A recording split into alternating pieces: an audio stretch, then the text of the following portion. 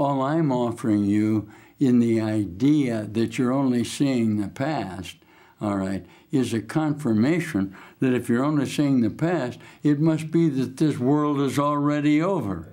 Is that true?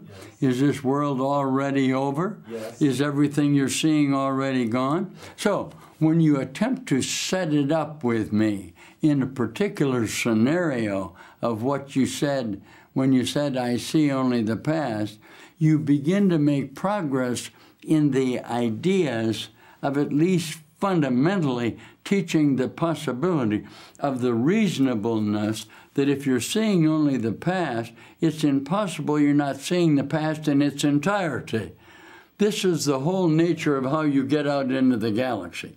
If you retain an idea of the consumption of yourself within space-time, you'll get that reflection within your own mind, and that's all you're ever going to see. Now, what you've decided with me, and you know this is true, you really have no idea who you are, how you got here, or what's going on here. You don't know. You see the light out there, but it really doesn't help you because you keep retaining ideas of perhaps a future relationship in which you can solve the problem. Okay, let's look at a couple of more lessons in the idea that you're going to train your mind systematically. Huh? Listen. Listen with me. Now, I'm going to read you just a little bit because you're preoccupied with your past ideas, aren't you? This is the reason why you see only the past. No one really sees anything. He sees only his thoughts that he projects outward. The mind's preoccupation with the past is the cause of the misconception about time from which your seeing suffers. Why? Your mind cannot grasp the present, which is actually the only time there is. It therefore cannot understand time and cannot, in fact, understand anything. The one wholly true thought you can hold about the past is that it's not here. To think about it at all is therefore to think about illusions. Very few have realized what is actually entailed in picturing the past or in anticipating the future. Here we go. The mind is actually blank when it does this because it is not really thinking about anything. And I'm going to offer you a solution that you'll be able to look at until the next scenario comes along.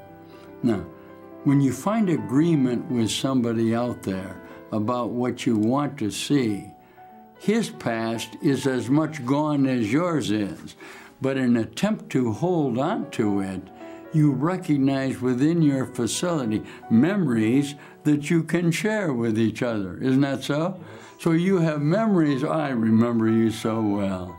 Here I am appearing with you as this 17-year-old association of time. Okay? Now, I remember you. I remember you from all of the ideas we have about yourself. Now, in order to establish a comparison with you, all right, I'm actually offering you my certainty. Say to me, I'm not seeing anything. Not seeing anything. No. Now, what I do is establish a distance of reflection of light that's between us, and you and I can both look at the idea. This is my entire message. If I train my mind sufficiently to a present condition of here and now, this is why we use Jesus of Nazareth. When he leaves space-time, which obviously he did, if he reappears, it will be in a place where the instant availability of an alternative, of a reflection of his mind, is there for him to see. Listen, okay? Listen with me. Just a minute of this. The purpose of the exercise within the mind training for today is to begin to train your mind to recognize when it's not really thinking at all. And while thoughtless ideas preoccupy your mind, the truth is actually blocked. Recognizing that your mind has been merely blank rather than believing that it is filled with real ideas is the first step to opening the way to a new vision of yourself.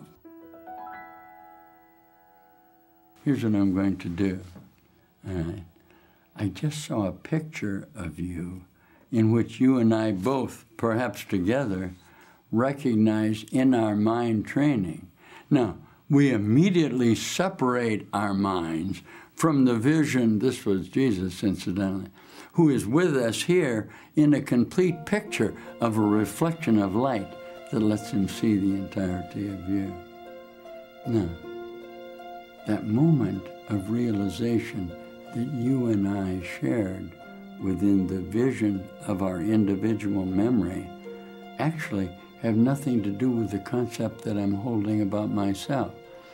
The concept that I'm holding about myself is actually completely blank in the idea of what I have projected in the idea of a future relationship that you and I can have.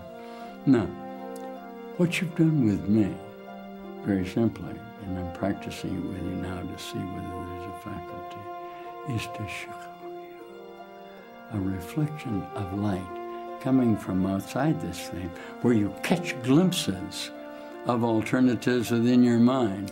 Say to me, I'm afraid. I'm afraid. Of course you're afraid. If you suddenly have a figure coming out of nowhere that appears before you, it's why you crucified Jesus Christ. I'll teach for just a minute.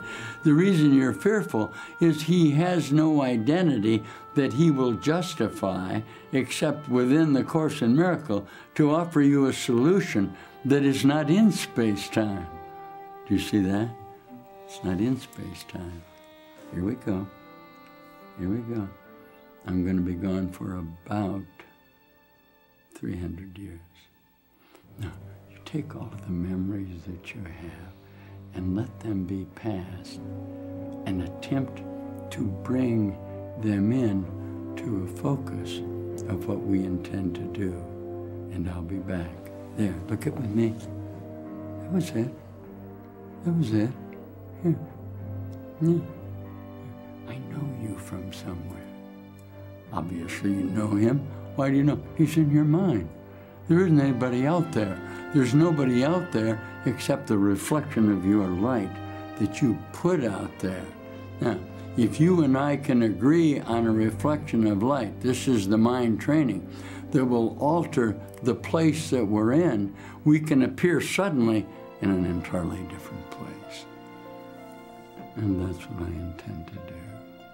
And that's what I intend to do in this little interlude of the maze of the distance of time in which you're very happy to recognize the entirety of your responsibility in this time.